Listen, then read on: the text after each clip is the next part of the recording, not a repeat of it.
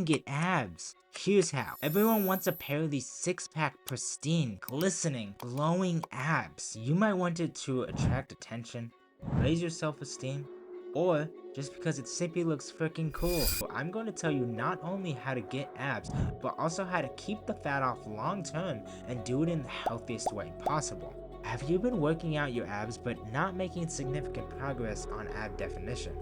That might be because you aren't doing this one thing. This one thing is literally the most important thing when it comes to getting abs. But before I tell you that, I need to tell you why you can't get abs with core exercises alone. Abs are a muscle, right? So we should train it like one. And how is that, you ask? Well, an example of what you shouldn't do is one of those hit ab workouts claiming to get you abs in 5 minutes. It takes time.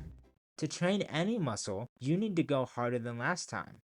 Shout out to Coach Greg. Train harder than last time. You need to increase the amount of reps, sets, or weight you're doing, or just do a different exercise. This is called progressive overload. The best way to exercise your abs for hypertrophy or muscle growth is through weighted exercise, just like with your arms or legs. It needs an extra stimulus to get bigger. And one of the workouts that I find most effective for this is the medicine ball crunch. You put the ball above your head and go up. It allows you to really feel the squeeze at the midpoint of the lift. Then, at the end of the set, you'll hold yourself in the isometric position for just a few seconds.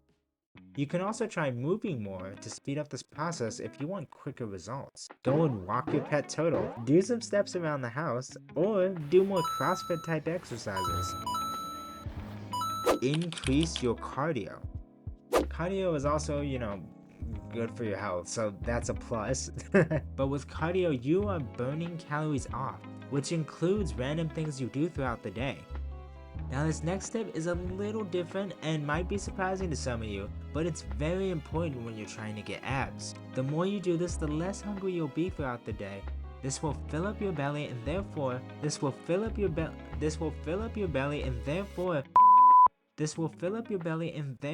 allow you to feel less hungry because of it. Simply put, drink more water. The more water you drink, the more full you'll feel. Everybody says abs are 50% made in the kitchen and 50% made in the gym. But I think it's more like 70% in the kitchen and 30% in the gym. Here's why. Remember that thing I told you earlier that was really important?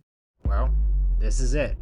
To get abs, you must be at a low enough body fat percentage to be able to see them. For most people, that's around 12 to 16%.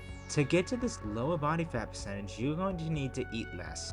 Not starve yourself, no, nor do you need to track everything down to the gram, but it does help.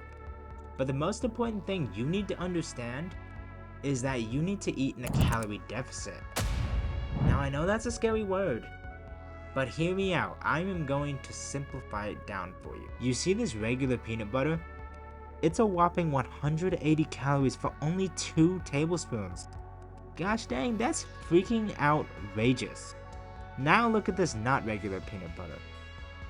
PB2 is a powdered peanut butter, so if you get the right amount of water, usually the texture and taste is the same. But that's not important.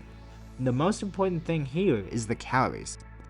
60 calories for 2 tablespoons. That is significantly less than 180. My point here is to eat in a calorie deficit, you need to swap out high calorie foods for low calorie ones.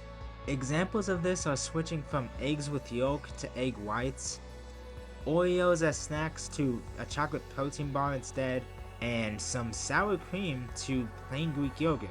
Trust me, it tastes pretty much the same. It's like pretty crazy. It's actually really good. Just find healthier but tasty foods to switch out for your diet. If you aren't enjoying the diet, then it isn't a good diet. That's why you create lower calorie versions of things. And just a quick extra tip, there are lower calorie versions of pizzas and burgers, and honestly, they taste pretty good. And that will make this whole process so much easier.